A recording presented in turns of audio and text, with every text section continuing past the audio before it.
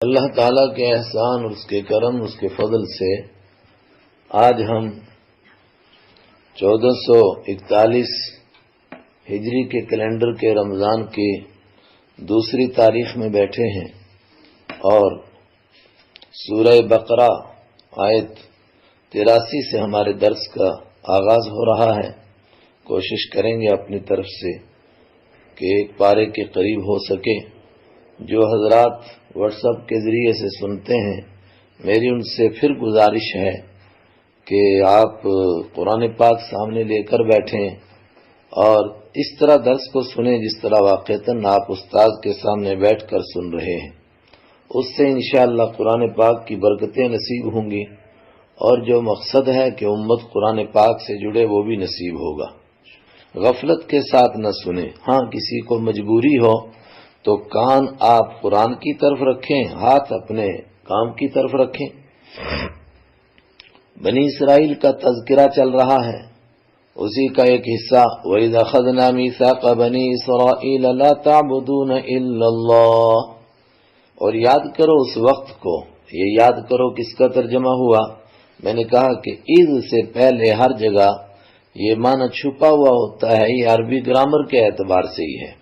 اور اذ کے معنی جب، وَإِذْ أَخَذْنَا، اور یاد کرو جب ہم نے لیا میثاق بنی اسرائیل، بنی اسرائیل سے پختہ وعدہ۔ بنی اسرائیل کی تشریح کل آ چکی، اب بار بار نہیں آئے گی۔ بنی اسرائیل سے پختہ وعدہ لیا ہم نے، لا تعبدون الا اللہ، سب سے پہلا وعدہ تھا تم عبادت نہ کرو مگر اللہ ہی کی۔ یہ بہت اہم بات ہے اور ہم سے بھی یہی وعدہ ہے، اور قیامت تک جتنے ایمان والے آتے رہیں گے ان سے یہی وعدہ ہوگا کہ اللہ کے سوا کسی کی عبادت نہ کی جائے، عبادت میں کسی کو شامل نہ کیا جائے۔ لا تعبدون الا اللہ، وہ جو جملہ مشہور ہے لا طاعت لمخلوق فی معصیت الخالق، وہ جملہ بھی حضرت شاہ عبدالعزیز رحمۃ اللہ علیہ فرماتے ہیں اسی سے مستفاد ہے لا تعبدون الا اللہ، اللہ کے سوا کسی کی عبادت نہ کرو، تو اسی کا خلاصہ لا طاعت لمخلوق فی معصیت الخالق۔ جس کام میں اللہ کی نافرمانی ہو اس میں کائنات میں کسی کی اطاعت جائز نہیں۔ ماں باپ کی بات جائز نہیں، استاد کی بات جائز نہیں، پیر کی بات، شیخ کی بات، کسی کی بات جائز نہیں اس کام میں جس میں اللہ کی نافرمانی ہوتی ہو۔ لا تعبدون الا اللہ، یہ پہلا وعدہ لیا کہ اللہ کے سوا کسی کی عبادت نہ کرنا۔ وبالوالدین احسانا، اور دوسرا وعدہ لیا ان سے کہ ماں باپ کے ساتھ نیک سلوک کرنا۔ وذی القربى، ذی کے معنی یاد کر لیں، قرآن پاک میں جہاں بھی آئے گا اس کے معنی والا، اور قربا، قربا کا معنی رشتے داری، قرابت۔ بعض لوگ اس کا ترجمہ کر دیتے ہیں زیادہ قریبی، وہ درست معنی نہیں ہے۔ قربا کے معنی قرابت والے، رشتے داری والے، قریبی ہوں تب بھی اور دور کے ہوں تب بھی، یعنی قربا مصدر ہے، اس میں تفضیل نہیں ہے۔ جو عربی گرامر جانتے ہوں گے وہ سمجھ گئے۔ والیتامى، اور یتیموں کے ساتھ نیک سلوک کرو، والمساکین، اور غریبوں کے ساتھ نیک سلوک کرو، وقولوا للناس حسنا، اور لوگوں سے اچھی بات کہو، وقولوا للناس قولا حسنا، حسنا مصدر معنی صفت کے جب بہت اچھی بات کہو لوگوں سے، جب بھی بات کہنی ہو اچھی بات کہو۔ واقیموا الصلاۃ وآتوا الزکاۃ، اور نماز قائم کرو اور زکوٰۃ ادا کرو۔ یہ وعدہ ان سے لیا۔ سوال یہ ہے کہ یہ وعدہ بنی اسرائیل سے کب لیا؟ یہ وعدہ مجھ سے اور آپ سے بھی لیا گیا ہے۔ جب بھی کوئی شخص کلمہ پڑھتا ہے اس کا مطلب وہ قرآن کو مان رہا ہے اور ماننے کا عہد کرتا ہے۔ تو بنی اسرائیل کو جب تورات ملی اور انہوں نے عہد کیا اس پر عمل کرنے کا، تو یہ ساری باتیں تورات میں تھیں، اسی وقت ان سے وعدہ لیا، اور اس کے بعد جب جب انبیاء کرام آتے رہے ان کو یہ وعدہ یاد دلاتے رہے۔ آج اگر کوئی ایمان قبول کرے، ابھی کلمہ پڑھے، گویا اس سے بھی یہ وعدہ ہے، اس لیے کہ جب قرآن کو مان چکا ہے تو قرآن میں ان چیزوں کا حکم ہے، گویا اس سے یہ معاہدہ ہے، اس سے یہ عہد لیا گیا۔ ثم تولیتم، پھر تم پھر گئے، اتنا بڑا پختہ وعدہ لیا پھر گئے، ایک شخص نے کلمہ پڑھا، کلمہ پڑھنے کا مطلب یہی ہے کہ میں ساری باتیں مانوں گا۔ ہمارے اساتذہ سمجھانے کے لیے فرماتے تھے یہ اسی طرح ہے جس طرح نکاح کے بعد شوہر کے ذمے بیوی کا خرچہ واجب ہو جاتا ہے، تو کوئی کہے کہ میں نے نکاح کے اندر خرچے کا تو عہد نہیں کیا تھا، اس کی یہ بات نہیں چلے گی۔ جب اس نے کہا میں نے قبول کیا تو اس کا مطلب یہ ہے کہ نکاح کے تمام لوازمات میں نے قبول کیے۔ جب کوئی کلمہ پڑھتا ہے تو اس کا مطلب اللہ کے سارے دین کو اس نے قبول کیا۔ تو جب کوئی یہودی کلمہ پڑھتا تھا تو اس کا مطلب وہ ان باتوں پر عہد کرتا تھا۔ آج بھی اگر کوئی یہ وعدہ کر رہا ہے، کلمہ پڑھ رہا ہے، نیا آج ایمان قبول کرتا ہے، اس کا مطلب وہ بھی یہ عہد کر رہا ہے۔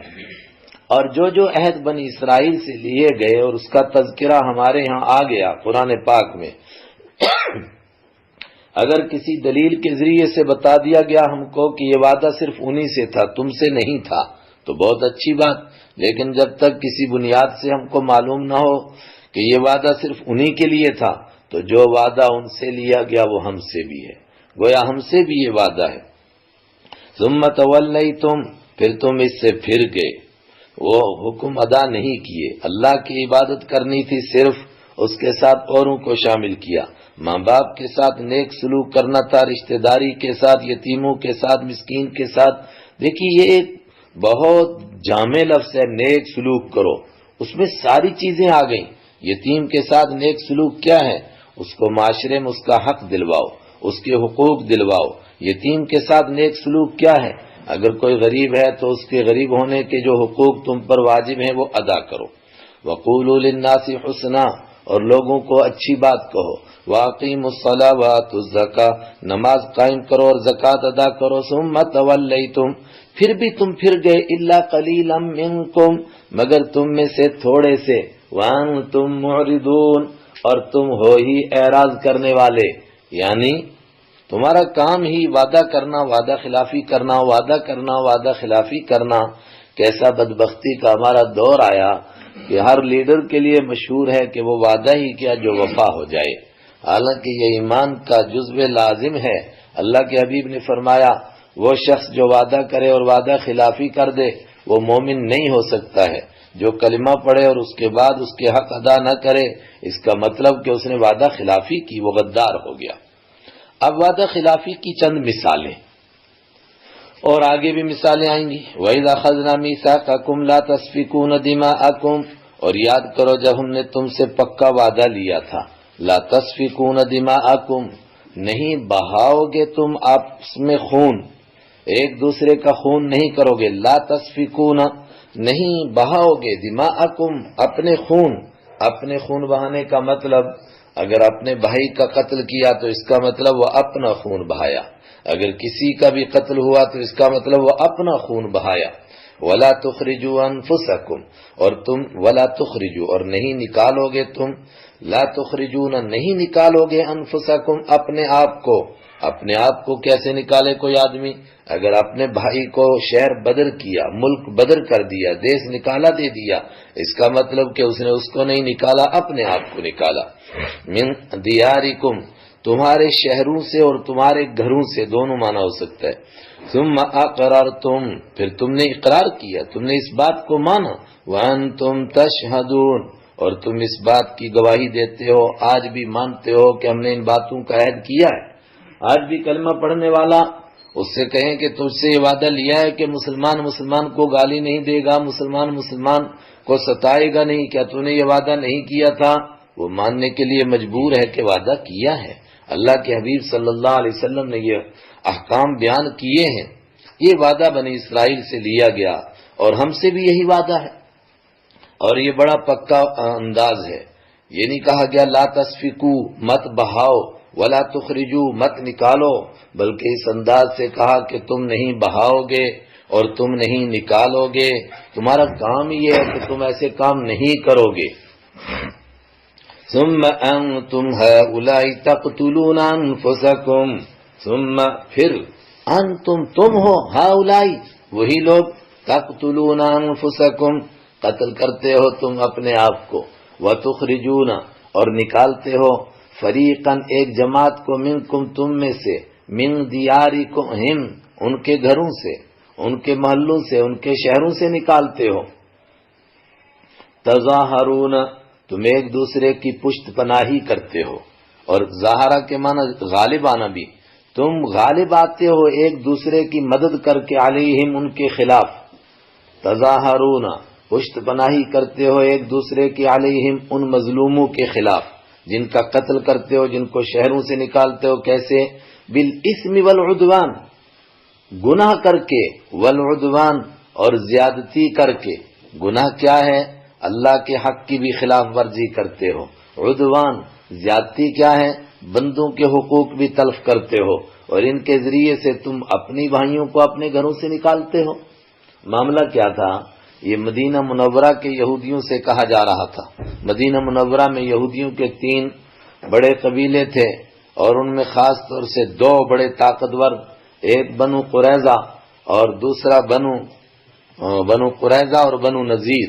بنو قریظہ حلیف تھے مشرکین کے قبیلوں میں سے اوس کے، اور بنو نذیر حلیف تھے مشرکین کے قبیلوں میں سے خزرج کے۔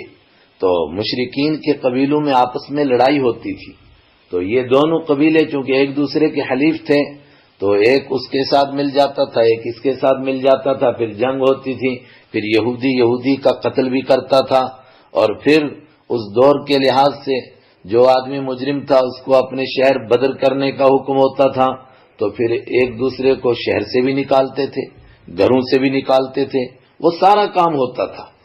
پھر کیا ہوتا تھا؟ بڑی عجیب بات، جب اس طرح جنگ ہوتی تھی اور ایک دوسرے کو نکالتے تھے گھروں سے، اور پھر کوئی قیدی بھی بنتا تھا، اس کے بعد جب جنگ کی آگ ٹھنڈی ہوتی تھی تو پھر یاد آتا تھا یہ ہمارے رشتہ دار قیدی ہو گئے ہیں دوسرے قبیلے کے ہاں، تو قیدی کا جرمانہ دے کر کے اس کو ادا کیا جاتا تھا۔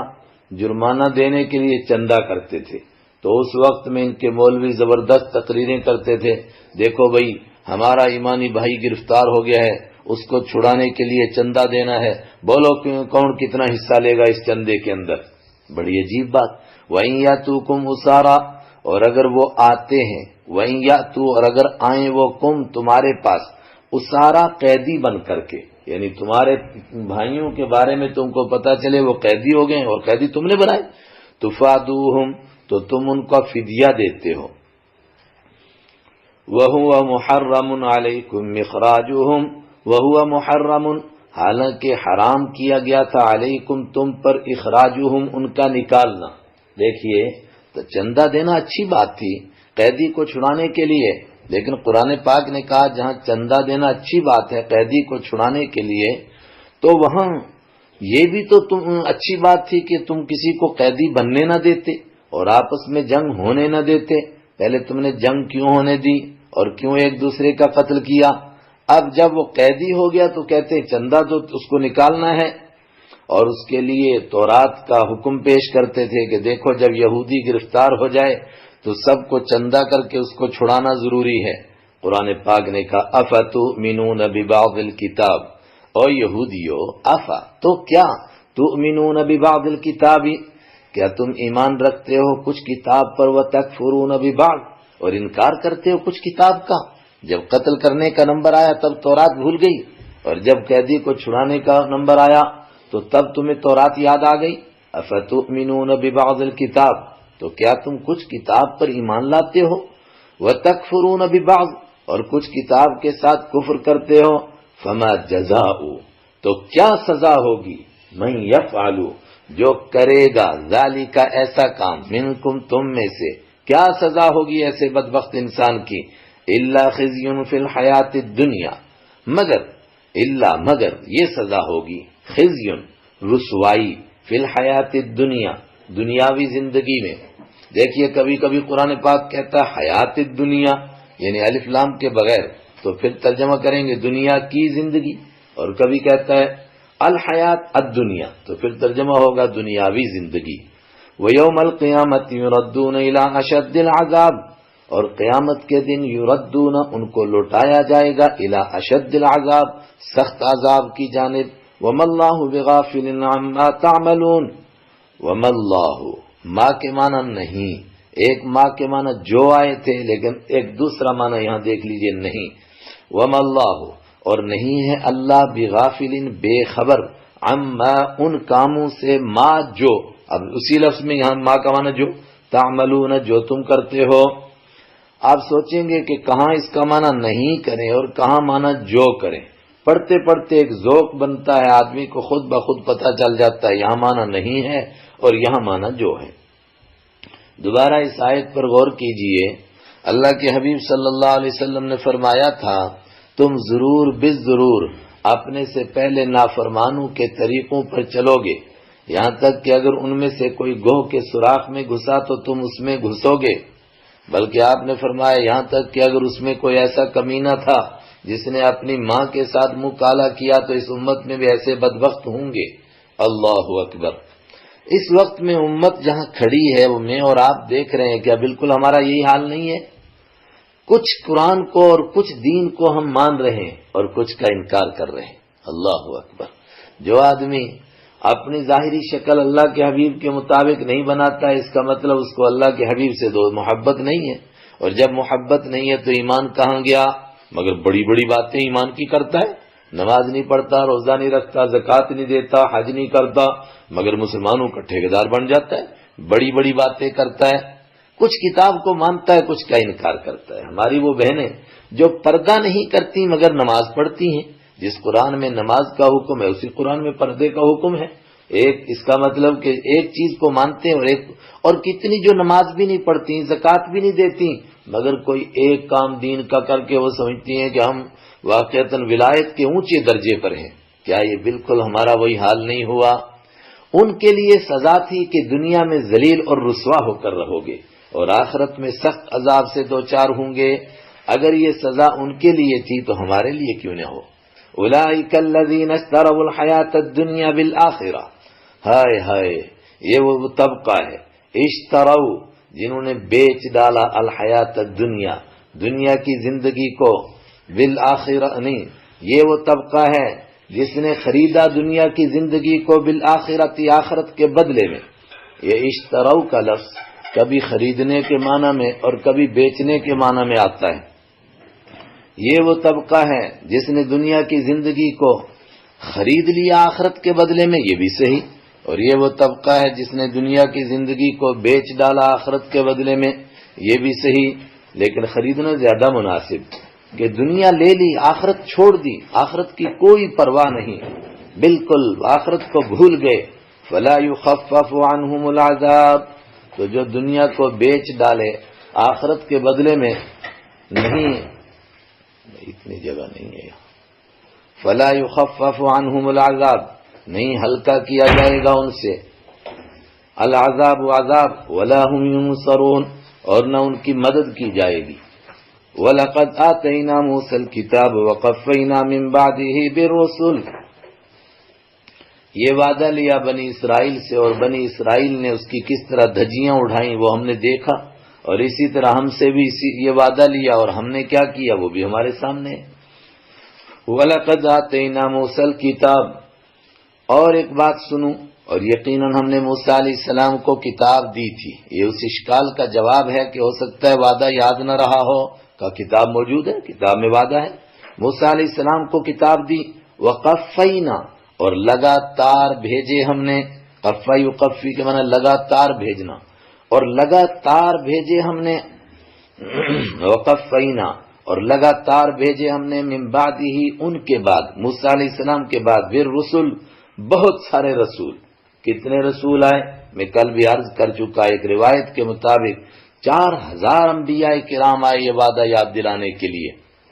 مجھے اور آپ کو اشکال ہوگا کہ ہم سے بھی یہ وعدے لیے گئے، لیکن ہمیں تو یاد دلانے کے لیے کوئی ایک نبی بھی نہیں آئے گا، مگر یہ پوری امت تو کار نبوت کر رہی ہے. ہر علاقے کے اندر، ہر دور کے اندر اللہ تعالیٰ بڑے بڑے علماء کرام پیدا کرتا ہے اور کرتا رہے گا قیامت تک، جو لوگوں کو یہ وعدے یاد دلائیں گے. قیامت کے دن یہ عذر نہیں کر سکیں گے کہ بنی اسرائیل کو یاد دلانے کے لیے 4000 انبیاء آئے، ہمیں تو کوئی یاد دلانے والا نہیں آیا. اور فرمایا سنو، اس سلسلے میں حضرت عیسیٰ علیہ السلام تشریف لائے اور انہوں نے پچھلے وعدے بھی یاد دلائے، اور مزید ان کو ایک اور کتاب ملی. وَآتَيْنَا عِيسَى ابْنَ مَرْيَمَ الْبَيِّنَاتِ. وَآتَيْنَا، اور ہم نے دیا آتا یوتی کے معنی دینا، آتینا ہم نے دی، عیسی ابن مریم، مریم علیہ السلام کے بیٹے حضرت عیسیٰ علیہ السلام کو، عیسیٰ علیہ السلام انبیاء کرام کے جتنے نام ہیں وہ ان کے کام کے اعتبار سے ہیں۔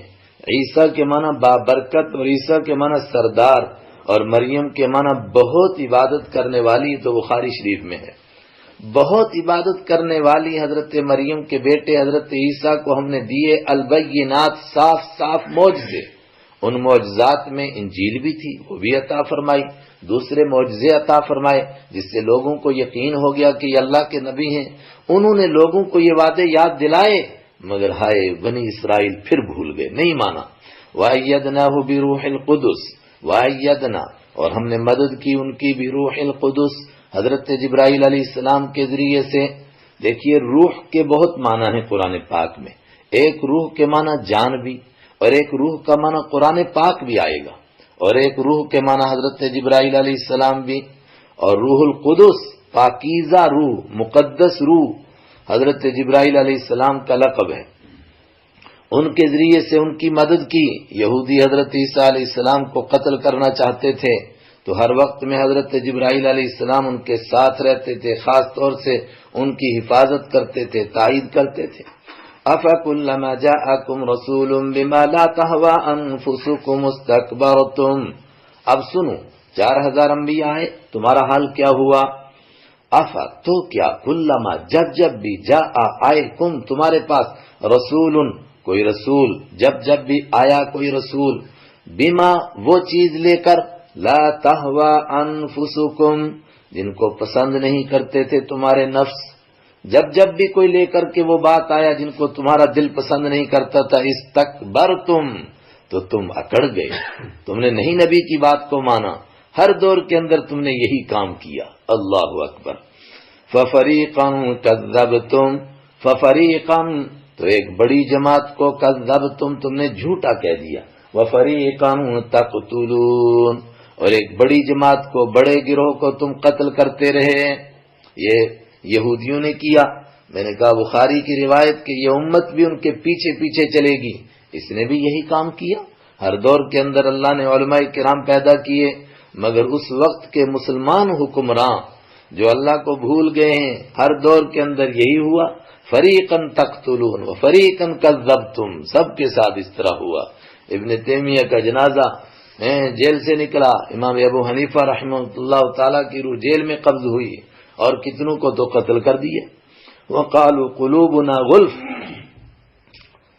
وقالوا قلوبنا غلف، اور ہر دور میں جب انبیاء کرام تشریف لائے اور ان کے سامنے دین پیش کیا، یہودیوں تم نے کیا کام کیا؟ وقالوا اور انہوں نے کہا قلوبنا ہمارے دل، غلف، غلف ہیں، اکثر کہتے ہیں کہ غلف یہ اغلف کی جمع ہے، اغلف، غلفہ، غلف، اس کے معنی بند چیز، ہمارے دل بند ہیں، بند کا مطلب بھرے ہوئے ہیں ہدایت سے۔ اب تمہاری بات سمجھانے سے ہمارے دل میں کچھ نہیں اثر ہوتا ہے، بالکل اسی طرح جس طرح آج مسلمان کو سمجھاتے ہیں آؤ بھئی نماز کے لیے، وہ کہتا ہے جاؤ کسی اور کو تبلیغ کرو جا کر، میں پہلے سے سمجھا ہوں، مجھے سب کچھ معلوم ہے، آئے بڑے تم مجھے بتانے کے لیے۔ بالکل وہی طریقہ، امت بس پہنچنے والی ہے وہاں۔ وقالوا قلوبنا، اور انہوں نے کہا قلوبنا ہمارے دل، غلف بند ہیں، اور اس کا دوسرا معنی کہ غلاف کی جمع ہو تو پھر معنی ہمارے دل ہدایت کے تھیلے ہیں، ان میں ہدایت بھری ہوئی ہے، اب تمہاری بات اس پر اثر نہیں کر سکتی ہے۔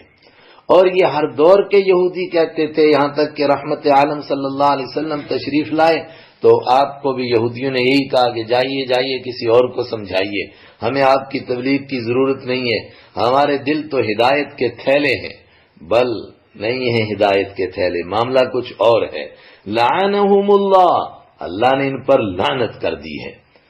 تو اللہ نے لعنت کی، پھر ان کا قصور کیا ہے؟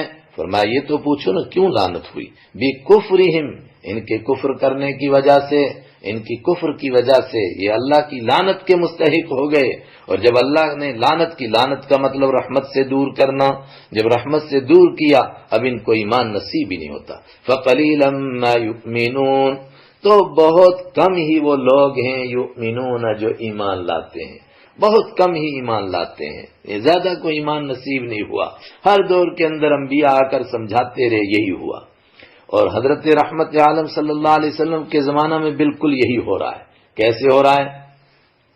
فرمایا جب تک قرآن نہیں آیا تھا، ہر دور کے یہودی قرآن کا تذکرہ کرتے تھے کہ دیکھیے ایک آخری کتاب ہے، اس میں آخری احکام آنے والے ہیں، جب وہ کتاب آئے گی ہم اس کتاب پر ایمان لائیں گے اور پھر ہم مقابلہ کریں گے۔ بلکہ کہتے تھے امام الانبیاء آخری پیغمبر آنے والے ہیں، جب وہ آئیں گے ہم ان کے ساتھ ملیں گے اور پھر تم سے پرانے بدلے لے لیں گے۔ اور اس سے آگے بڑھ کر حضرت رحمت عالم صلی اللہ علیہ وسلم کے توسل سے دعائیں کرتے تھے، اے پروردگار تو آخری پیغمبر کے صدقے میں ہماری دعائیں قبول فرما۔ اور یہاں ایک بحث بھی ہے اسی وجہ سے کہ کیا کسی کے صدقے میں دعا قبول فرما یہ کہہ سکتے ہیں؟ دیکھیے اس کے الگ الگ مفہوم ہیں۔ اگر کسی کے ذہن میں یہ ہے کہ میں اس سے دعا کر رہا ہوں اور یہ نیک بندہ اللہ سے دعا کر دے گا، تو یہ تو خالصتاً شرک والا عقیدہ ہے جس کے مکہ کے لوگ جس کے حامل تھے اور ان کا یہی عقیدہ تھا۔ لیکن یہ نیت کر کے کہ اس نیک بندے کی نیکیاں اللہ کے ہاں قبول ہیں، اس کی نیکیوں کے صدقے میں ہمارا کام کر دے، اس پر کسی کا اشکال نہیں۔ اور خود ابن تیمیہ جو اس مسئلے میں تھوڑے سخت مزاج تھے، ان کی کتاب مستقل القاعدۃ الجلیلہ فی مسئلۃ التوسل والوسیلہ الفتاوی الکبریٰ میں وہ چھپ گئی ہے ساتھ میں، اس میں انہوں نے تفصیل سے اس پر بحث کی ہے۔ ولما اور جب جاء آئی ہم ان کے پاس کتاب، دیکھیے تنوین تعظیم کی ہے، عظیم الشان کتاب، من عند اللہ، من سے، عند اللہ اللہ کے پاس سے، عندہ کے معنی کل بھی آیا تھا پاس، مصدقن ایسی کتاب آئی جو سچ مانتی ہے، لما ان کتابوں کو، معہم جو ان کے پاس ہے، جو ان کے پاس تورات تھی، زبور تھی، انجیل تھی، قرآن کی تصدیق کر رہا ہے کہ یہ اللہ کی کتابیں ہیں۔ وَكَانُوا مِن قَبْلُ يَسْتَفْتِحُونَ وَكَانُوا اور وہ من قبل اس کتاب کے آنے سے پہلے، کانوا یستفتحون دو معنی، فتح طلب کرتے تھے اور دوسرے معنی اس کے وسیلے سے فتح کی دعائیں کرتے تھے، علی الذین ان لوگوں کے خلاف، کفروا جنہوں نے کفر کیا، یعنی جب یہودیوں کی کافروں سے مشرکوں سے لڑائی ہوتی تھی تو ان کو یہ دھمکی دیتے تھے کہ آخری پیغمبر کو آنے دو، ان کے ساتھ مل کر کے ہم کامیاب ہو جائیں گے، یا وہ دعا کرتے تھے۔ فلما جاءہم تو جب آیا ہم ان کے پاس، ما وہ چیز، جاء آئی ہم ان کے پاس، ما وہ چیز، عرفو جس کو انہوں نے پہچان لیا، پورا پہچانا۔ اور میں نے ما کا معنی کیا، وہ چیز مراد کیا ہے؟ کتاب بھی ہو سکتی ہے، اللہ کے حبیب صلی اللہ علیہ وسلم اور اللہ کا پورا دین، جب وہ دین آیا جس کو انہوں نے پہچانا، کفروا بہ تو انہوں نے انکار کر دیا اس دین کا۔ اللہ اکبر۔ اور صرف کیوں انکار کیا؟ کہا اس لیے کہ یہ آخری پیغمبر ہمارے خاندان میں کیوں نہیں آئے، بنی اسرائیل میں کیوں نہیں آئے، بنو اسماعیل میں کیوں آئے، ہمارے چچیرے بھائیوں میں کیوں آئے، یہ کتاب ہمارے خاندان میں کسی پر کیوں نہیں اتری۔ فلعنت اللہ علی الکافرین تو لعنت ہو اللہ کی، علی الکافرین ایسے کافروں پر کہ جو پہلے منتظر تھے کتاب کی لیکن جب کتاب آئی تو اس کا انکار کر گئے۔ بیس مشتروا بہ انفسہم، بیسا کتنی بری ہے، ماں وہ چیز، اشتروا بیچ ڈالا انہوں نے، بھی جس کی وجہ سے، انفسہم اپنے آپ کو بیچ ڈالا، ہم تو ایک ہی کام کریں گے، اور کس کے بدلے میں بیچا؟ ان یکفروا کہ وہ انکار کریں، بما اس چیز کا، انزل اللہ جس کو اللہ نے نازل کیا، اللہ نے کتاب اتاری، مگر انہوں نے تو ایک ہی رٹ لگائی ہوئی، اپنے آپ کو بیچا ہوا ہے کہ ہم نے ماننا ہی نہیں۔ اور کیوں انکار کرنا ہے؟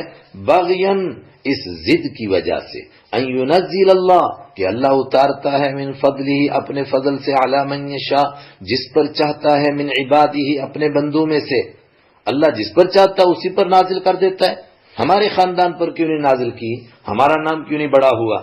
بغین اس ضد کی وجہ سے، ان ینزل کہ اتارتا ہے اللہ، من ان کے معنی کہ، من فضلہ اپنے فضل سے، علی من یشاء جس پر چاہتا ہے، من عبادہ اپنے بندوں میں سے، فباؤ دیکھیے آ گیا وہ باؤ، اس کے معنی مستحق ہونا، مستحق ہو گئے وہ، بغضب علی غضب غضب کے اوپر غضب.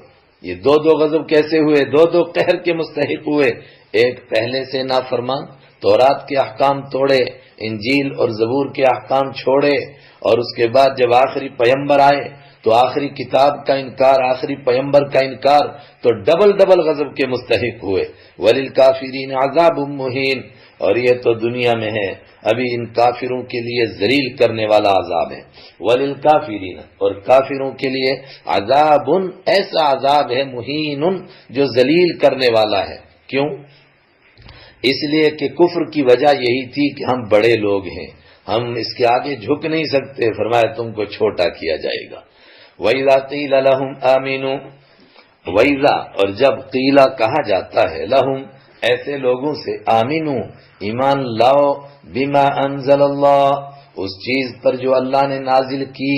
قالوا نؤمن بما انزل علینا، قالوا تو وہ کہتے ہیں، بما نؤمن ہم ایمان لاتے ہیں، ہم ایمان رکھتے ہیں، بما انزل علینا جو ہم پر اتاری گئی ہے. مطلب جب ان کو کہتے ہیں مان جاؤ اللہ کے حبیب کو، مان جاؤ اللہ کی کتاب کو، کہتے ہیں نہیں، جو ہماری کتاب ہے ہم ان کو مانتے ہیں، جو ہمارے نبی ہیں ہم ان کو مانتے ہیں، اگرچہ یہ نبی ہیں مگر ہم ان کو نہیں مانیں گے. وَيَكْفُرُونَ، اور وہ کفر کرتے ہیں، بما اس چیز کا، وراءہ جو اس کے علاوہ ہے.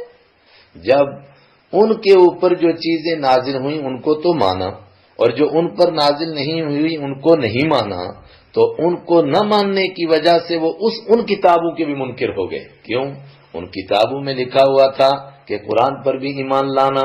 جب قرآن پر ایمان نہیں لائے تو گویا انہوں نے اس کتاب پر بھی ایمان نہیں، اس کا بھی حق ادا نہیں کیا. اللہ اکبر.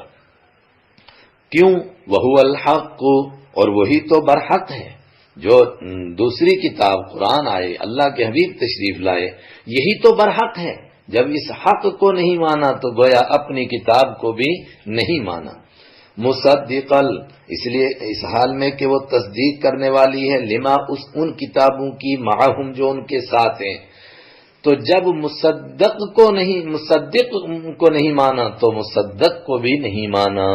یعنی جو ان کتابوں کی تصدیق کر رہی ہے، جب اس کا انکار کرنے والے ہیں تو جن کی وہ تصدیق کر رہی تھی تورات اور انجیل کی، تو گویا وہ اس کے بھی منکر ہیں.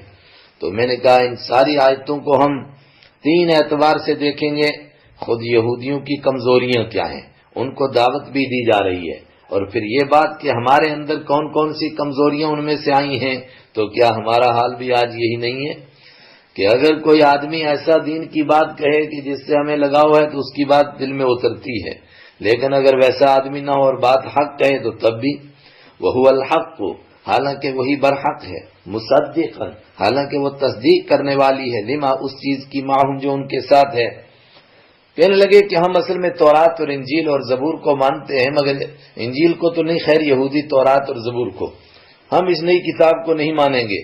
تو قرآن پاک نے اس کا پہلا جواب دے دیا کہ جب قرآن کو نہیں مانا تو گویا تم تورات کے بھی منکر ہو. جب حضرت رحمت عالم صلی اللہ علیہ وسلم کو نہیں مانا تو موسیٰ علیہ السلام کے بھی منکر ہو. لیکن مزید سنو، تم کہتے ہو کہ ہم پرانے انبیاء کو مانتے ہیں اور تورات کو مانتے ہیں، اچھا، بہت اچھا مانتے ہیں. اس کے اوپر اعتراض، قل، آپ کہہ دیجئے، فَلِمَ تَقْتُلُونَ، تو کیوں قتل کرتے ہو تم، الانبیاء اللہ کے نبیوں کو. تو چونکہ پچھلی بات ہے اس لیے ترجمہ کریں گے، فلیما، تو کیوں، تقتلون، قتل کرتے تھے تم، انبیاء اللہ کے نبیوں کو، من قبل، اس سے پہلے. اگر تم پچھلے انبیاء کو اور تورات کو مانتے تھے تو کیا تورات میں لکھا تھا حضرت زکریا کو قتل کرنا؟ کیا تورات میں لکھا تھا حضرت یحییٰ علیہ السلام کو قتل کرنا؟ یہودی تاریخ کے اعتبار سے حضرت زکریا کا قتل کا بیان نہیں ہے. ہماری تاریخ کے اعتبار سے حضرت زکریا بھی قتل کیے، لیکن حضرت یحییٰ انہوں نے قتل کیے، تو ان کو اس کا تو ان کو بھی اقرار ہے. اس کے باوجود کہ یہودی ان کو نبی مانتے تھے اور عیسیٰ علیہ السلام کو قتل کرنے کی کوشش کی، اس کا بھی یہودیوں کا اعتراف ہے. ان کنتم مومنین، اگر تم مومن ہو تو جواب دو کیوں نبیوں کو قتل کرتے تھے. اس کا مطلب کہ ان کتابوں پر بھی تمہارا ایمان نہیں تھا. یہ اسی طرح جس طرح بے نمازی آدمی کہے میں پکا مسلمان ہوں، کہا سبحان اللہ، تو نماز کیوں چھوڑتا ہے پھر اگر تو مسلمان ہے؟ اللہ کے حبیب نے فرمایا ایک نماز چھوڑنے والا کافر ہے، تو کیسا مسلمان ہے؟ وَلَقَدْ جَاءَكُمْ مُوسَىٰ، اور یقیناً جا آئے تھے کم تمہارے پاس موسیٰ علیہ السلام بالبینات، واضح نشانیاں لے کر، ثُمَّ اتَّخَذْتُمُ الْعِجْلَ، کہا چلو یہ تو نبیوں کو قتل بعد میں کیا، موسیٰ علیہ السلام کے دور کو لے لو، جب موسیٰ علیہ السلام تشریف لائے اور کیسے کیسے معجزے پیش کیے تمہارے سامنے، مگر پھر بچڑے کی پوجا کس نے کی؟ ثُمَّ اتَّخَذْتُمْ، پھر بھی تم نے بنایا العجلہ بچڑے کو، من بعدہ، ان کے طور پر جانے کے بعد، یہ نہیں کہہ دینا ان کے مرنے کے بعد، ان کے جانے کے بعد طور پر، وہ طور پر گئے تم نے پیچھے سے بچڑے کی پوجا کر دی، وَأَنْتُمْ ظَالِمُونَ، اور تم تھے ہی ظالم۔ یہ دوسرا جواب، نبیوں کو کیوں قتل کیا، بچڑے کی پوجا کیوں کی؟ اگر تم ایمان والے ہو اس کا مطلب کہ تم پہلے سے ہی ایمان پر قائم نہیں ہو۔ وہ تو ان کے بڑے تھے جنہوں نے بچڑے کی پوجا کی تھی، لیکن جو بڑوں نے کام کیا تو چھوٹوں کا حال بھی تو وہی ہے، کیا وہ ان سے پیچھے ہیں؟ جو پہلو پر نعمتیں ہوئیں وہ بعد والوں پر بھی گویا ہیں، کیونکہ وہ فخر کرتے تھے کہ یہ ہم پر اللہ کے انعام ہوئے، اور جو پہلو نے جرم کیے ہیں تو ان کا الزام بعد والوں پر بھی آئے گا۔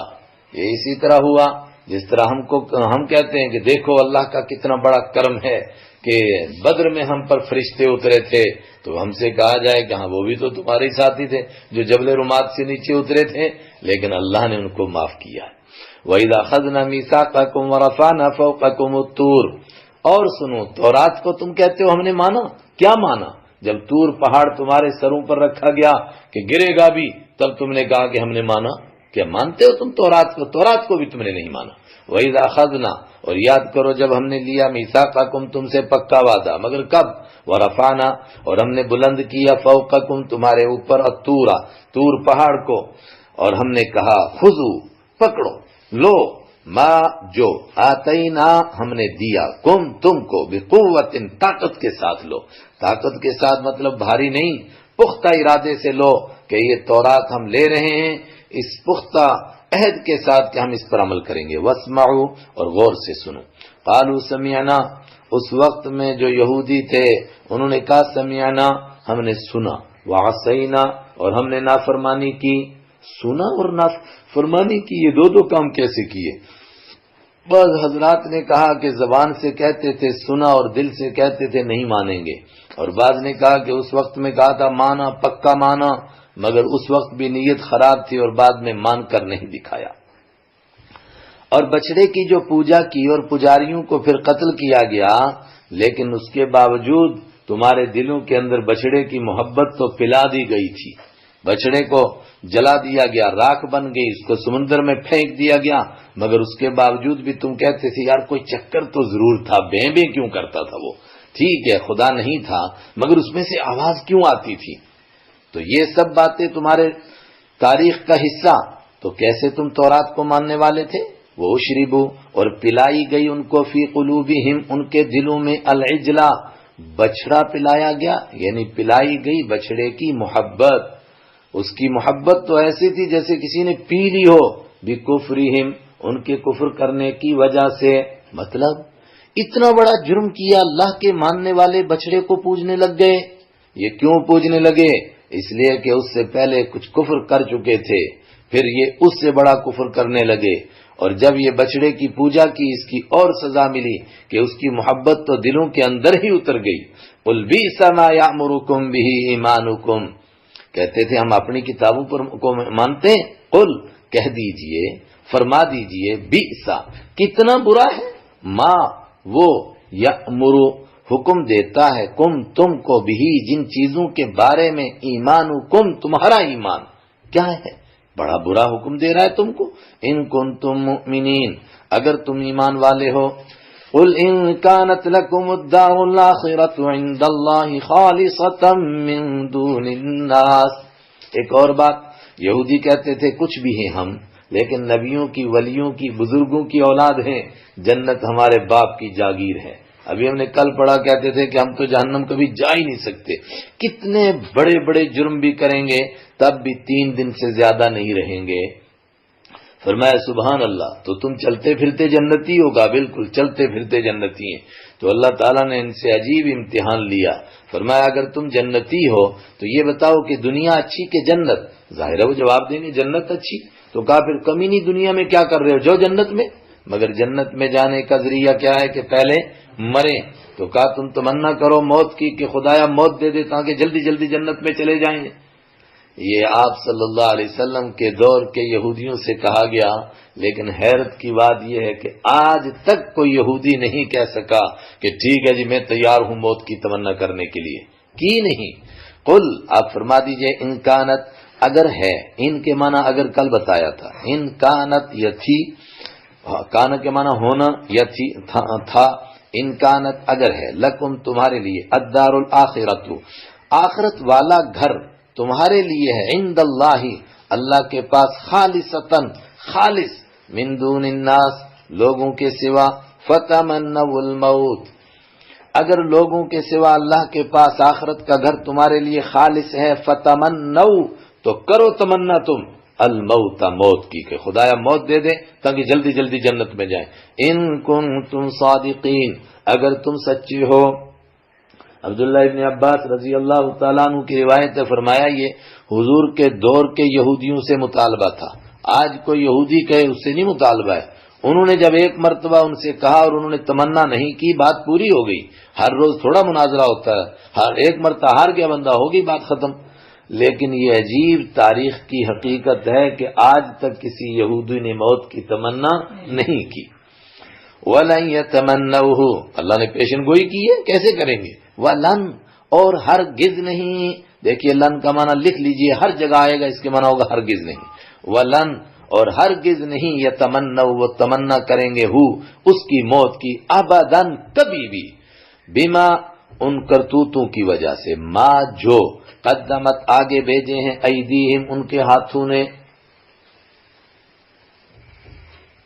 ان کرتوتوں کی وجہ سے جو ان کے ہاتھوں نے آگے بھیجے ہیں، کبھی موت کی تمنا نہیں کریں گے۔ کیوں؟ یہ صرف کہنے کی باتیں ہیں کہ ہم جنت کے ٹھیکیدار ہیں اور جنت ہمارے باپ کی جاگیر ہے، ورنہ جو کرتوت انہوں نے کیے ہیں وہ ان کو خود معلوم ہے۔ اس لیے سوچتے ہیں کہ جتنے دن جی لیں اتنے اچھے ہیں، مرتے ہی جائیں گے جہنم میں، اس لیے کبھی موت کی تمنا نہیں کریں گے۔ واللہ علیم بالظالمین اور اللہ جاننے والا ہے ظالموں کو۔ وَلَتَجِدَنَّهُمْ أَحْرَصَ النَّاسِ فرمایا یہ موت کی تمنا کریں گے، وَلَتَجِدَنَّ اور آپ ضرور بضرور پائیں گے، ہم ان یہودیوں کو، احرص زیادہ لالچ کرنے والا، احرص زیادہ لالچ کرنے والا، اس میں تفضیل، الناس تمام لوگوں سے، کس کی لالچ کرنے والا؟ علی حیات جینے کی، زیادہ زندہ رہنے کی تمنا کرتا ہے یہودی، کس سے زیادہ؟ وَمِنَ الَّذِينَ أَشْرَكُوا تمام لوگوں سے زیادہ، حد تو یہ ہے کہ مشرکوں سے بھی زیادہ، وَمِن اور ان لوگوں سے بھی زیادہ، الَّذِينَ جنہوں نے اشرکوا شرک کیا، ان سے بھی زیادہ یہودی جینا چاہتا ہے۔ ان سے زیادہ کیوں مقابلہ کیا؟ اس لیے کہ دو طبقے ہیں دنیا میں، ایک وہ طبقہ ہے جو کسی نہ کسی درجے میں آخرت کو مانتا ہے، اور دوسرا وہ طبقہ تھا مشرکوں کا جو سرے سے آخرت کو نہیں مانتا تھا۔ جو سرے سے آخرت کو نہ مانتا ہو تو ٹھیک ہے، اس کی تو تمنا ہے کہ جتنا جی لوں بابر عیش دنیا کوش کے عالم دیگر نیس، دوبارہ تو آنا ہی نہیں ہے، جتنے مزے مارنے مار لو۔ لیکن جس کا یہ ایمان ہے کہ مر کے دوبارہ زندہ ہونا ہے اور جنت اور جہنم کا فیصلہ ہونا ہے، اس کو تو آخرت میں جنت میں جانے کی تمنا ہونی چاہیے۔ یہودیوں کا حال یہ ہے کہ جو جنت اور جہنم کو مانتے ان سے بھی زیادہ جینے کے لالچی، اور حد یہ ہے کہ جو نہیں مانتے ان سے بھی زیادہ۔ یود احدہم تمنا کرتا ہے، احدہم ان میں سے ہر کوئی، لو یعمر الف سنہ، آ گیا وہ لو، میں نے کہا تھا دیکھیے لو کے معنی اگر، تقریباً 90% لو نہیں، 80% لو کے معنی ہوں گے اگر، اور تقریباً 15% لو کے معنی ہوں گے کاش کے، اور ایک معنی لو کا ہوگا کرنا، آنا، جانا، مصدر کا معنی۔ لو یعمر یود پسند کرتا ہے، احدہم ان میں سے ہر کوئی، یعمر لمبی عمر دیا جانا پسند کرتا ہے، لمبی عمر کے ملنے کو پسند کرتا ہے۔ کتنی؟ الف سنہ 1000 سال، ہر یہودی چاہتا ہے کہ مجھے 1000 سال عمر مل جائے۔ لو کے تمنا کرتا ہے، کہ بھی ترجمہ کر سکتے ہیں، ان میں سے ہر کوئی لو کہ یعمر عمر دی جائے اس کو الف سنۃ 1000 سال، وما هو بمزحزحہ اور نہیں ہے وہ لمبی عمر بمزحزحہ اس کو بچانے والی، من العذاب عذاب سے، اور نہیں ہے وہ عذاب سے بچنے والا، ان یعمر اس بات سے کہ اس کو لمبی عمر دی جائے۔ لمبی عمر ملنے سے کیا یہ عذاب سے بچ جائے گا؟ نہیں۔ اللہ کے حبیب صلی اللہ علیہ وسلم نے فرمایا بہت خوش قسمت ہے وہ آدمی جس کی عمر لمبی ہو وَكَثُرَ حَسَنُهُ اور اس کی نیکیاں زیادہ ہوں، اور بہت بدبخت ہے وہ آدمی جس کی عمر لمبی ہو اور اس کے گناہ بڑھتے چلے جائیں۔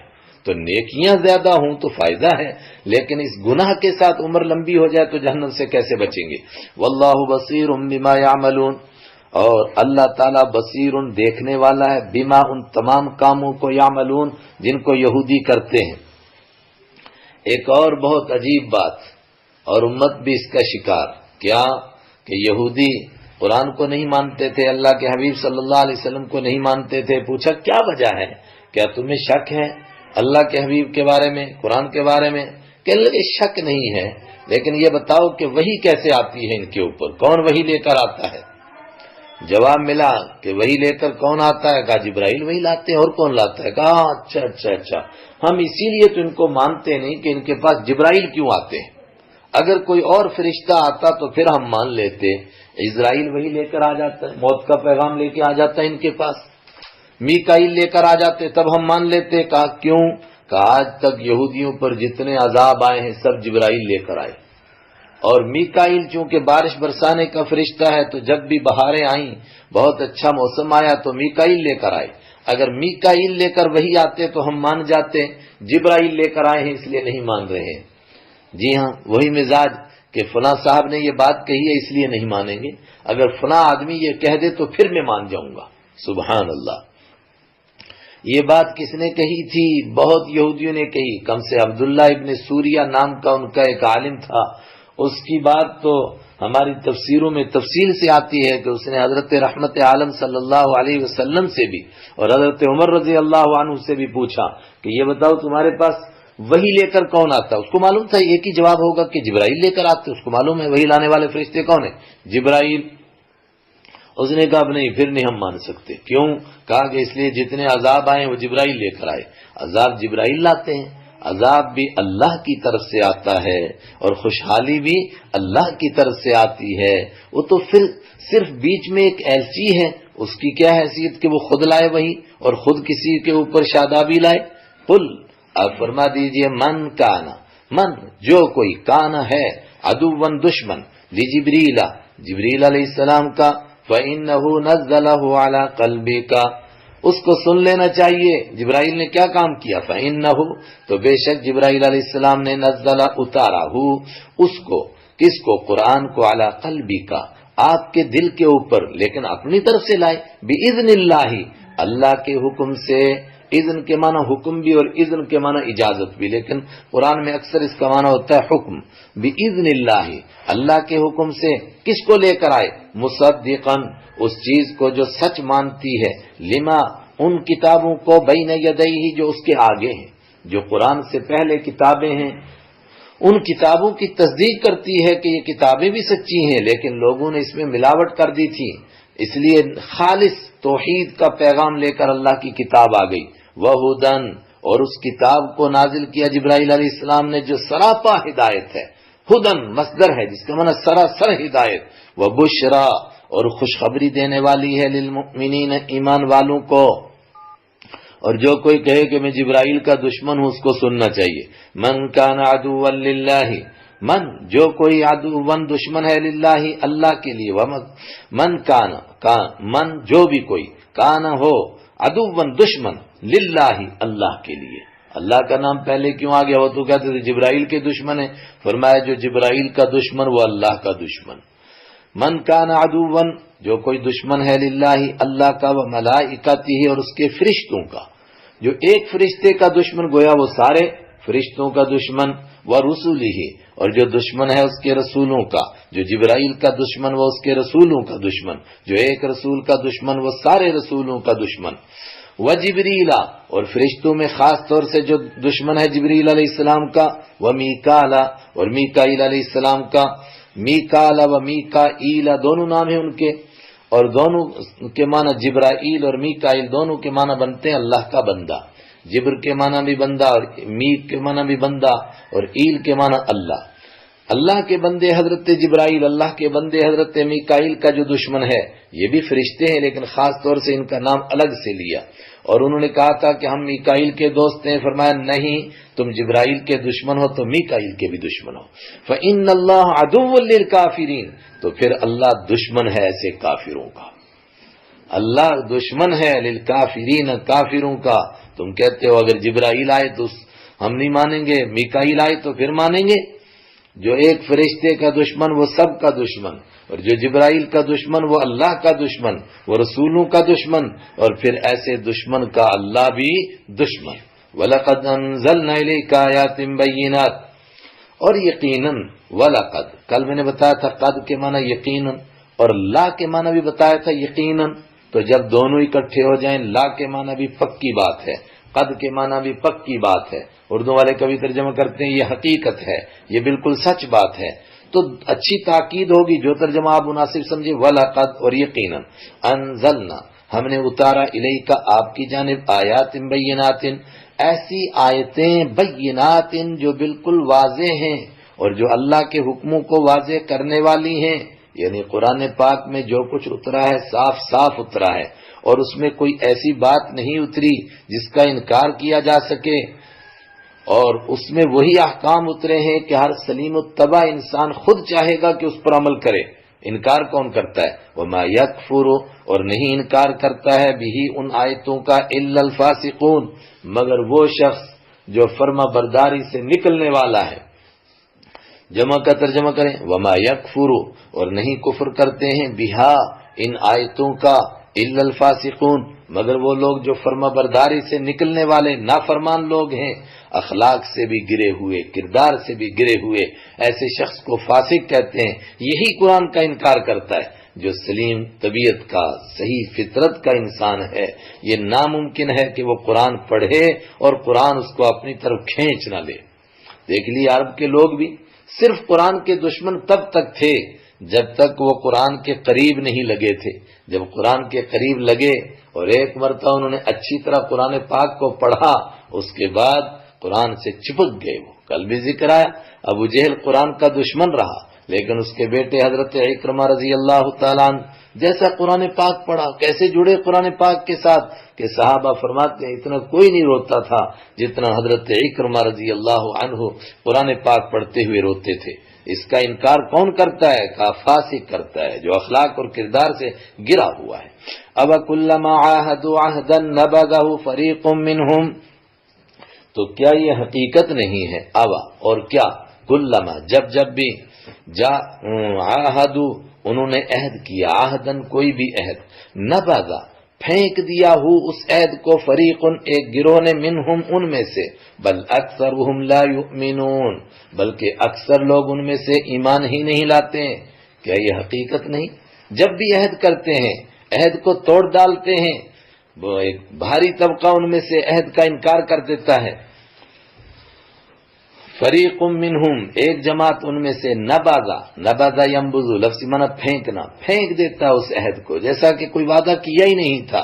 بل اکثرہم لا یؤمنون، بلکہ ان میں سے اکثر لا یؤمنون، ایمان لاتے ہی نہیں، پہلے سے منکر۔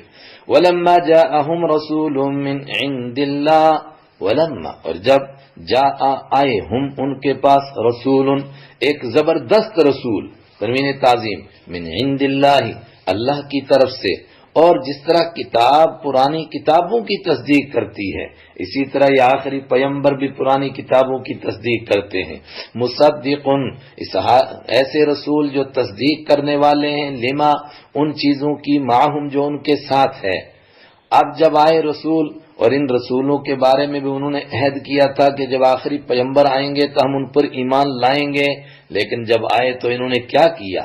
نبذ فریقن، پھینک دیا ایک جماعت نے، ایک گروہ نے، من الذین، ان لوگوں میں سے، اوتو، جن کو دی گئی تھی الکتاب، کتاب، انہوں نے پھینک ڈالا۔ کس کو پھینکا؟ کتاب اللہ ہی، اللہ کی کتاب کو پھینک دیا وراء ظہورہم، اپنی پیٹھوں کے پیچھے۔ کس کتاب کو؟ بعض حضرات نے کہا تورات کو، بعض نے کہا قرآن کو، دونوں باتیں صحیح ہیں۔ جس تورات میں لکھا ہوا تھا کہ آخری پیغمبر آئیں گے ان پر ایمان لانا، جب آخری پیغمبر آئے تو ان کو نہیں مانا، تو گویا تورات کو پیٹھ کے پیچھے پھینک دیا، اور قرآن آیا اور انہوں نے مانا کہ قرآن اللہ کی کتاب ہے، مگر اس پر ایمان نہیں لائے، تو گویا قرآن کو بھی انہوں نے پیٹھ کے پیچھے پھینک دیا۔ نبذ فریق من الذین اوتوا الکتاب، پھینک دیا ایک طبقے نے ان لوگوں میں سے جن کو کتاب دی گئی تھی۔ کس کو پھینکا؟ کتاب اللہ، اللہ کی کتاب کو۔ کتاب اللہ، اللہ کی کتاب۔ ورا کے معنی پیچھے اور ظہور کے معنی پیٹھیں، اپنی پیٹھوں کے پیچھے پھینک دیا۔ کیسے؟ کانہم لا یعلمون، گویا کہ وہ جانتے ہی نہیں۔ تورات میں جو آیتیں آج تک پڑھتے تھے، لوگوں کو سناتے تھے، ایسے کان ڈھیلے کر دیے، کان نہ ہم نے تو نہیں سنا، کہاں لکھا ہے تورات میں؟ قرآن سنا اور قرآن کی آیتوں سے یقین ہوا کہ یہ سچا کلام ہے، مگر ایسا کر لیا کانہم لا یعلمون، گویا کہ وہ جانتے ہی نہیں۔ اس سے آگے بڑھ کر کیا کام کیا؟ واتبعوا ما تتلو الشیاطین علی ملک سلیمان، کہتے تھے نا کہ ہم اپنی کتاب کو مانتے ہیں، اس دوسری کتاب کو نہیں مانتے، حالانکہ آسمانی کتاب کسی قوم کی کتاب ہوتی ہے، جس طرح تورات ان کی کتاب ہے، ہماری کتاب، زبور ان کی کتاب ہے تو ہماری کتاب بھی ہے، تو قرآن اسی طرح کیا یہ مسلمانوں کی کتاب ہے؟ ساری دنیا کی کتاب ہے، ہر شخص کی کتاب ہے جو اس مالک کو مانتا ہو، ہر شخص کو اس پر ایمان لانا ہے۔ لیکن یہودی کہتے ہیں ہم اپنی کتابوں کو مانتے ہیں۔ فرمایا کیا مانتے ہیں؟ ذرا دو واقعے ان کی تاریخ کے سنو۔ کیا واقعے ہیں؟ ایک فلسطین کا واقعہ اور دوسرا عراق کے شہر بابل کا واقعہ۔ ان دو شہروں کے اندر ایک ایسا موقع تھا، ایسا ماحول تھا جس میں یہودی آسمانی علم حاصل کر کے بہت اونچے مرتبے کو حاصل کر سکتے تھے، لیکن دونوں موقعوں سے علم کا فائدہ اٹھانے کے بجائے انہوں نے کس کا فائدہ اٹھایا؟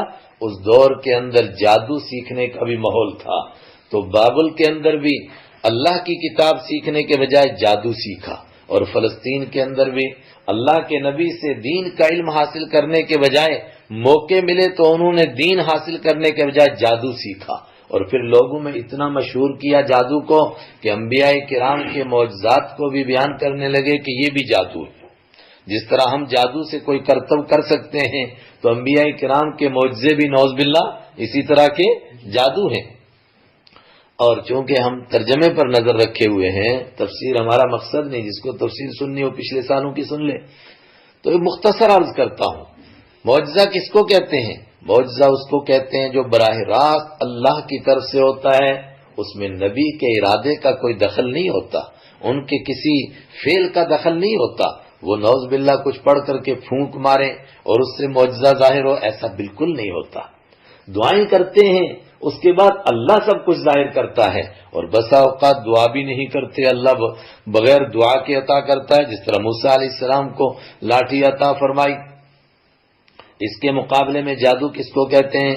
جادو ایک سبب ہے، کچھ چیزوں کو جمع کیا جاتا ہے، کچھ کلمات کو پڑھا جاتا ہے، ان کلمات کو پڑھنے سے کوئی چیز وجود میں آتی ہے، تو جادو اسباب کے تحت ہوتا ہے، اور معجزہ بغیر سبب کے ہوتا ہے، اور معجزے میں بھی ما فوق العادت چیز سامنے آتی ہے، عادت کے سوا ایک چیز نظر آتی ہے، اور جادو کے اندر بھی عادت سے ہٹ کر ایک چیز نظر آتی ہے، لیکن ایک سبب کے تحت ہوتا ہے اور دوسرا بغیر سبب کے ہوتا ہے۔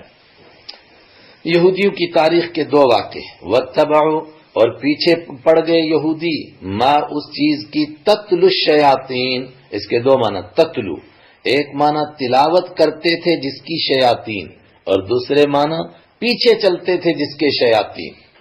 تلا یتلو کے معنی تلاوت کرنا بھی اور پیچھے بھی۔ سورہ شمس میں آپ پڑھیں گے والقمر اذا تلاہا، اور چاند کی قسم جب وہ سورج کے پیچھے آئے، تو تلا کے معنی پیچھے آنا، تلون اس کا مصدر ہوتا ہے، اور جب پڑھنا ہو تو پھر تلاوتن مصدر ہوتا ہے۔ وما واتبعوا، اور پیچھے چل پڑے وہ، ما اس چیز کے، تتلو جو تلاوت کرتے تھے یا جس کے پیچھے چلتے تھے، الشیاطین شیطان، علی ملک سلیمان، حضرت سلیمان علیہ السلام کی بادشاہی کے دور میں اس کے پیچھے چل پڑے۔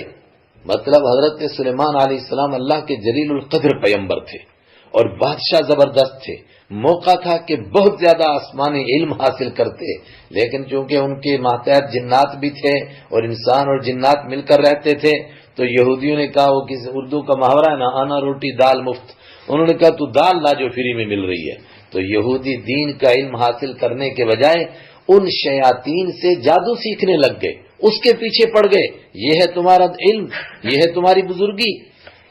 اور ابھی آگے بات اور آ رہی ہے ایک، وَمَا أُنزِلَ، اور یہودی پیچھے چل پڑے تھے، وَاتَّبَعُوا، اور پیچھے چل پڑے یہودی، ما اس چیز کے، انزل جو اتاری گئی تھی، علی الملکین دو فرشتوں پر، ببابل بابل شہر میں۔ بابل کون ہے؟ بابل مشہور اردو میں لفظ بابل ہے قرآن کا، عراق کا شہر ہے بابل، جو تاریخ کا سب سے کہتے ہیں کہ بہت قدیم شہر ہے۔ بابل شہر میں جو دو فرشتوں پر اتارا گیا تھا، یہ اس کے پیچھے چل پڑے۔ وہ کون تھے دو فرشتے؟ ایک کا نام ہاروت اور دوسرے کا نام ماروت علیہ السلام۔ ان پر جو اتارا گیا تھا ان کے پیچھے یہ چل پڑے، یہ ہے ان کا علم۔ خلاصہ اتنا ہی ہے پوری بات کا۔ اب پہلے ہم اس بات کو، جس طرح سلیمان علیہ السلام کے دور میں شیاطین کیا تلاوت کرتے تھے، یعنی انسان اور جنات مل کر رہتے تھے، تو جنات جو لوگوں کو جادو سکھاتے تھے، تو ان کے بڑے بڑے مولوی سب اس کے پیچھے پڑ گئے جادو سیکھنے کے، اور پھر اس جادو سے جو کرتب دکھاتے تھے، نعوذ باللہ، اس کو کرامت اور اس کو معجزے کے ساتھ بیان کرتے تھے۔ اور حضرت ہاروت اور ماروت پر جو اتارا گیا تھا اس کے پیچھے چل پڑے۔ وہ ہاروت اور ماروت پر کیا اتارا گیا تھا؟ یہاں بہت الجھاؤ ملے گا تفسیروں میں، لیکن قرآن تو بڑی صاف بات کرتا ہے۔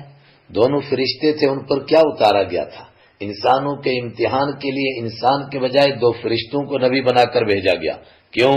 لوگ کہتے تھے کہ فرشتہ نبی ہوتا پھر مانتے ہم، انسان نبی بنتا ہے، وہ تو ہماری طرح کھاتا ہے، پیتا ہے، بیاہ شادی کرتا ہے، بازار جاتا ہے، اس کو کیسے مانے؟ اللہ نے فرمایا نبوت کا کام انسان ہی کر سکتے ہیں، اور نبی انسان ہی ہوگا، فرشتہ کبھی نبی نہیں بن سکتا۔ ان کو بھیجا، اور ان کو جادو کو روکنے کے لیے ہی بھیجا گیا۔ خاص ان کا ایک ہی کام تھا کہ تمہیں لوگوں کو جا کر منع کرنا ہے کہ جادو مت سیکھو۔ لیکن جب ان کو بتایا گیا کہ لوگوں کو منع کرو کہ جادو مت سیکھو، تو ان کو یہ بھی بتایا گیا کہ جادو کس کو کہتے ہیں، معجزہ کس کو کہتے ہیں۔ تو وہ آ کر لوگوں کو بتاتے تھے ایسا ایسا کرنے سے یہ جادو ہوتا ہے، یہ نہ کرو۔ ان کو یہ سکھایا کیوں گیا تھا؟ بہت باتیں بتائیں لوگوں نے، لیکن بڑی آسان بات جو سمجھ میں آتی ہے، چونکہ انبیاء کرام معجزہ دکھاتے تھے اور جادوگر کرتب دکھاتے تھے۔ اللہ دکھانا چاہتے تھے کہ معجزہ الگ چیز ہے اور کرتب الگ چیز ہے۔ اس بات کو سمجھانے کے لیے اللہ نے نبیوں کو جادو کا علم نہیں دیا، ان کی شان کے لائق یہ بات نہیں تھی، ان کی عصمت کے خلاف تھی یہ بات۔ اس کو سمجھانے کے لیے دو فرشتوں کو یہ علم دے کر بھیجا۔ اب وہ فرشتے آ کر لوگوں کو سمجھاتے تھے کہ بھئی ایسا ایسا کرنے سے جادو ہوتا ہے، تم جادو مت کرو۔ لیکن لوگ کیا کرتے تھے؟ کہتے تھے کہ ہاں بالکل بہت اچھا، ہم جادو نہیں کریں گے، مگر کیسا کیسا کرنے سے جادو ہوتا ہے؟ تو وہ سمجھاتے تھے یہ پڑھنے اور یہ کرنے سے جادو ہوتا ہے۔ تو لوگ وہ سیکھ لیتے تھے کہ ایسا کرنے اور ایسا پڑھنے سے جادو ہوتا ہے، اور جو وہ کہتے تھے نہ کرنا اس کو بھول جاتے تھے۔ تو آئے تھے وہ جادو کو روکنے کے لیے، لیکن لوگ ان سے کیا کرتے تھے؟ صرف جادو کو سیکھتے تھے اور جادو کو پھیلانے کا ذریعہ بن گئے۔ اسی کو قرآن پاک نے کہا دیکھو یہ یہودی کیا کرتے ہیں، پیچھے پڑ گئے اس علم کے جو تلاوت کرتے تھے شیاطین حضرت سلیمان علیہ السلام کی بادشاہی کے زمانے میں، اور پیچھے پڑ گئے اس چیز کے جو تلاوت جو اتاری گئی تھی دو فرشتوں پر بابل میں، ہاروت اور ماروت کے اوپر۔ بیچ میں جملہ معترضہ، حضرت سلیمان علیہ السلام کے دور میں شیاطین جو کچھ پڑھتے تھے اس کے پیچھے چل پڑے، لیکن اس کے بعد کیا ہوا؟ ایک زمانہ گزرا تو یہودی یہ کہنے لگے کہ جادو کا جتنا علم ہے جو حضرت سلیمان علیہ السلام نے ہم کو سکھایا ہے، اور پھر اس پر کتابیں لکھی گئیں، اور کہنے لگے کہ اصل میں سلیمان علیہ السلام کی ساری حکومت جادو کے بلبوتے پر چلتی تھی۔ اس کو بیچ میں اللہ نے جملہ معترضہ کے طور پر بیان کیا، وَمَا كَفَرَ سُلَيْمَانَ، اور کفر نہیں کیا سلیمان و حضرت سلیمان علیہ السلام نے۔ جادو تو کفر ہے، اللہ کے نبی کفر کر سکتے؟ کیا بات کر رہے ہو؟ وَلَكِنَّ الشَّيَاطِينَ، لیکن شیطان کفروا، انہوں نے کفر کیا، يُعَلِّمُونَ النَّاسَ السِّحْرَ، وہ شیاطین سکھاتے تھے لوگوں کو السحر، جادو۔ ہاروت اور ماروت پر جو اتارا گیا ان کے پیچھے چل پڑے، اور وہ لوگوں کو بتاتے تھے ایسا ایسا کرنے سے جادو ہوتا ہے، تم نہیں کرنا، مگر کیسے سکھاتے تھے؟ وَمَا يُعَلِّمَانِ، اور وہ دونوں نہیں سکھاتے تھے، من احد، کسی کو، حتی یقولا، یہاں تک کہ وہ کہہ دیتے تھے، انما نحن فتنہ، بے شک ہم تو آزمائش ہیں، فلا تکفر، تو تو کفر نہ کر، مگر لوگ کیا کرتے تھے؟ فَيَتَعَلَّمُونَ، تو یہ سیکھتے تھے، منہما، ان دونوں سے، ما يُفَرِّقُونَ بِهِ، وہ چیز سیکھتے تھے، جادو سیکھتے تھے، اور جادو بھی کسی اچھے کام کے لیے؟ فرمایا نہیں، اس کام کے لیے جو جادو کے بغیر کیا جائے تب بھی وہ بدترین گناہ، عظیم ترین گناہ، گناہ کبیرہ، وہ کام کرتے تھے جادو کے ذریعے سے۔ وہ کیا کام کرتے تھے؟ میاں بیوی میں جھگڑا کراتے تھے، وہ چیز سیکھتے تھے، ما یفرقون، جس کے ذریعے سے جھگڑا ڈالتے تھے، بین المرء، شوہر کے درمیان، وزوجہ، اور اس کی بیوی کے درمیان۔ تو کیا جادو کے ذریعے سے جھگڑے ڈالے جا سکتے ہیں اور لوگوں کو پریشان کیا جا سکتا ہے؟ بیچ میں روک کر کے بات بتائی قرآن پاک نے، نہیں، جادو ایک سبب ہے، جس طرح تلوار سے کاٹا جا سکتا ہے